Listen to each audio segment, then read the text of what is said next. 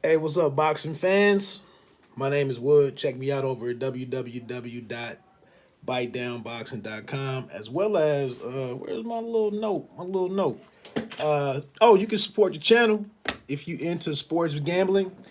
If you if you bet on sports, if you go to www.betus.com.pa, set you up an account and use promo code join125. It'll help the channel out. Hey, quick story, really funny. Years ago, when I bought this sweatshirt, it looks brand new, but it's like an 8 year old sweatshirt, maybe 6 to 8 years old. It was a company, a brand that rapper Nas was launching. 12 a.m. You can see. I couldn't fit it back then. I couldn't fit it until a couple of months ago. It's a really tailored hoodie. Couldn't zip it up. I couldn't even get my other arm in it. That's how tailored it is, and I think it's an extra large. But now I got this sweater. Nas don't even rock with 12 a.m. anymore. But now I got this hoodie that I gotta rock. So it's on. But I fit it now. That was the good news. Perception. Perception. I'm looking at this. The fight that I forgot to talk about on the Showtime boxing schedule was Erickson Lubin and Sebastian Fundora. And, that's not a horrible fight. It's not a terrible fight. A key word that I've been using when looking at my issues with Showtime boxing, me growing tired of the storytelling, the repeated storytelling that I see over there, I think is a valid point. I don't know if that's necessarily at play here with Fundora and Lubin. But the only thing is, perception is holding Lubin back because he's still being plagued by the stigma of him being knocked out by Big Charlo in the first round. So he has to check every box imaginable to get back into possibly imaginable to get back into deserving a title fight and being granted a title fight. So here he is because he can't get to where he's trying to get to because all the belts are tied up by two individuals. It's affecting Fundora. Fundora, in some situations, could have an easier road to a world championship, all things considered. He could have an easier road to a championship, but he's got to go and face a guy in Erickson Lubin who I kind of favor Lubin over him. I've said this before. It's completely awesome when you can be in a division where it's a vacant title. When you become a contender and then go to get your title shot and it's a vacant title, hey, it might be the cheap way to back into it, but hey, you still get to you still can check the box that you became a world champion. You just didn't have to face a champion to do it. Devin Haney, Robert Easter Jr., Shakur Stevenson the first time around did not have to beat world champions. So that's going to be the perception so there's a perception for me. I don't hate this fight, but is it really worth my money? To appease some people, I say I'm in on it. But I'm still looking at Fundora and the results from his fight against Jamonte Clark, not the official results, but what I saw with my own two eyes. I have questions about Fundora. But anyway, it's a halfway decent fight. I'm not gonna knock it too much. Also, with perception on that schedule, I did mention Cool Boy Stephen Fulton and Daniel Roman. Fulton, I believe, is a unified 122-pound champion. And there's the perception that this is a good fight because Roman is a former champion, a former unified champion. But for me, my perception of Roman, I'm not gonna say that he's past it. I just don't like the energy that I've seen from him in two of his last three fights. His corner was really if my memory serves me correctly, his corner was very concerned about what was going on against Juan Carlos Payano. That was 2 fights ago. That was coming off of the loss to MJ, Morozdan Akhmadaliev. I think is his last name. So for me, this looks like a good fight, but right there, damn. The best fight at 122 pounds for me, what really gets my money, what's a new story, what's a totally brand new story for me, is Stephen Fulton against Ra'eese Aleem. And right on time, I just saw earlier today, Ra'eese Aleem has really stepped it up in terms of being more assertive with calling attention to himself and the fact that he wants to fight the best and that he believes he's the best in the division. Now we get the same old storytelling where Stephen Fulton says, bruh, you haven't fought anybody. Downplay you, push you to the side.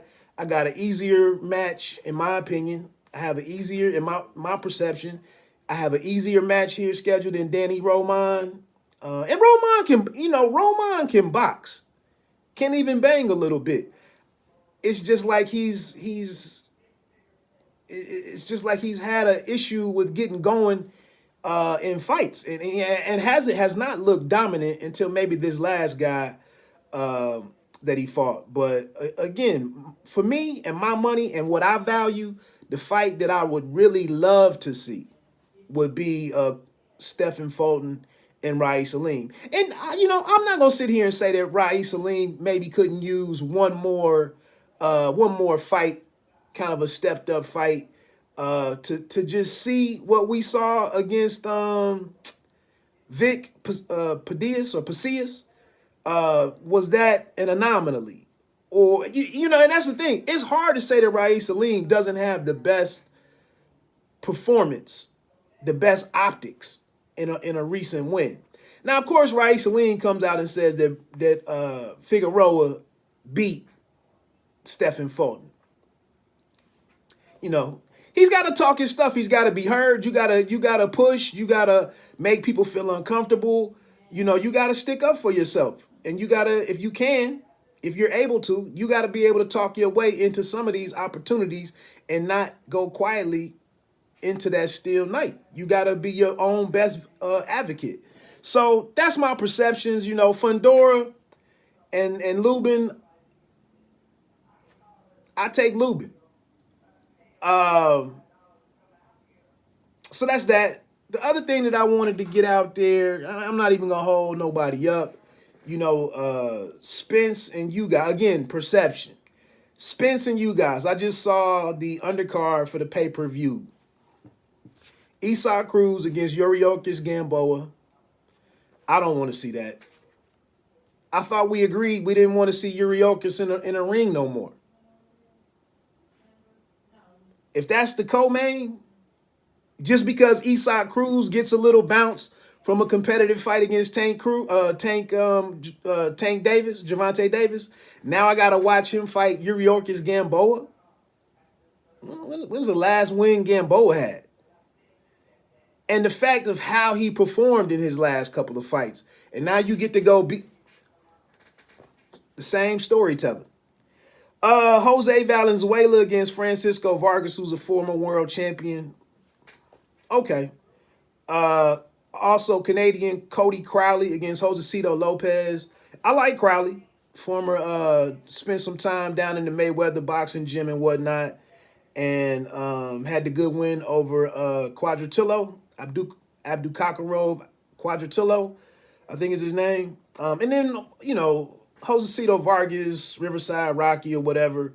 That's not a horrible fight, but I get back to my point with what's going on with some of the PBC stuff. How are you, Spence, the headliner? You don't have another brother on the card. And I usually don't get into the whole black and white things, details, not straightforward. But damn, bruh. And I did not see this, so I can't vouch for this. I can't say this with any degree of confidence other than my partner told me about it or mentioned it. But I guess at the press conference for Spence Ugas, when Jerry Jones got to make some remarks, that he singled out the Mexican fan base. in terms of like servicing, the Mexican fans there in Texas, and really did not acknowledge like the greater public or boxing fans. Like he specifically spoke to Mexican boxing fans. Now, to that though, if Jerry Jones was in his own building, AT&T Stadium, when Spence took on Mikey Garcia, and if Jerry Jones looked around, or however he gathers his data, and he believes that it was overwhelmingly brown in the crowd, or if Spence against Danny Garcia, if it was overwhelmingly brown in the building that night, then I guess he's speaking to the people that actually bought tickets. So I can't say nothing, but I'm hopeful of, even though I might have a problem with no other black fighter being on the pay-per-view portion of the card. Maybe the lead-in. I don't know if that's headed towards. I didn't even check the email to see if it was Fox or Showtime. I think it's Showtime. Yeah, it's Showtime because that was on the Showtime schedule. So maybe with the maybe there's a portion, some preliminaries, or a preliminary portion of the card that appears on Showtime, and maybe the Frank Martin kid from Detroit and Indianapolis, lightweight. Maybe he'll be on there, and that's where I'll see a brother reaching back to help another brother have good placement on these cards. I believe that was about it, so I can keep it short. Hey, Bite Down Boxing again for my gamblers out there. A lot of fights coming up in the next coming. Oh, Saturday. It's not even on BoxRec, but ESPN does have a card. ESPN Plus, I would imagine as well. It's a lot of youngsters on there. But the Edgar Berlanga and Steve Rolls card. Berlanga coming back from surgery. I think he was pushed to his first decision in his career. I believe he was knocked down. He was dropped in that last fight, late in the fight. And Steve Rolls, former Triple G opponent, just had a fight with this other kid a couple of months ago. So he's been more active of the two. Do I still have that card pulled up?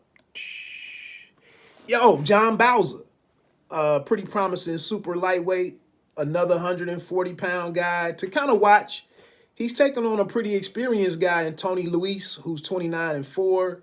Xander Zayas, a very well-rounded fighter, a very skilled young guy with good size, too, for his division. He's 12-0, taking on Quincy Lavalier,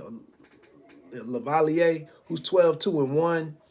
That's pretty interesting. Super featherweight Henry Lebron is taking on Josek Ruiz, who's 23-5-3. LeBron is 14-0. Bruce Carrington is back. All of these dudes will be on ESPN Plus most likely.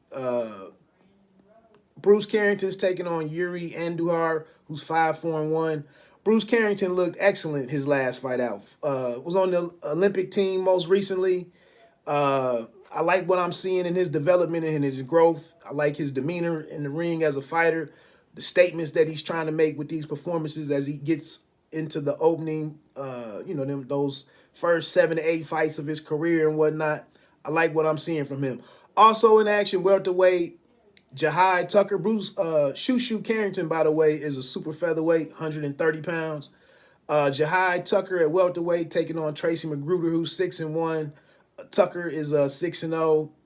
And then Kelvin Davis, the brother of Keyshawn Davis. Super lightweight, he's 3-0, taking on Philip Carmouche, who's 2-2. This is at Madison Square Garden Theater. They're trying to do something in New York with Berlanga and all the attention that he gathered when he was on that 17-fight knockout streak that he was on. Let me make sure. I thought that last fight went to a decision. He's 18 victories, 16 KOs. His last two. Oh, yeah, Damon Nicholson went the distance to him. Friend of the channel out of the DMV. So, yeah, Damon Nicholson was knocked down like 4 or 5 times in that fight, but made it through to get the decision. So we know that's what's going to be on ESPN Plus and ESPN. If you're over on the Zone, they have salvaged the card. They've elevated Alexis Rocha and Blair Cobbs up to the main event. Cobbs had kind of threw it out there that he'd be willing to step in against Mackinson.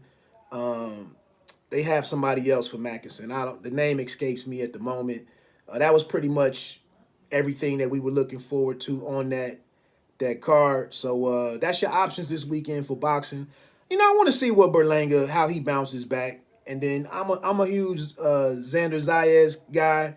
So he's one to watch. And then, like I said, Shoo, Tucker. Some guys to watch this weekend, so you should enjoy it. You should enjoy it. And that Rocha and Blair Cobbs, you know, that is a good fight to see who moves forward. Rocha already had one loss against Speedy Rashidi Ellis. And Blair Cobb, you know, he's been up and down. You know, he's kind of a performer. He's not a slick, defensive-minded guy, caution first or defense first guy. He goes in there and however he makes it work, he just makes it work. And then he says, woo, you know, and does his thing. So we'll see what happens. Anyway, Bite Down Boxing. Don't let them count you out. Shout out to Ra'eese Aleem, bruh. Keep doing your thing. Keep being disruptive and noisy. And they got to come see you at some point. Let me go in. I look good today. A little joint on that commercial. Let me get on out of here, man. Peace.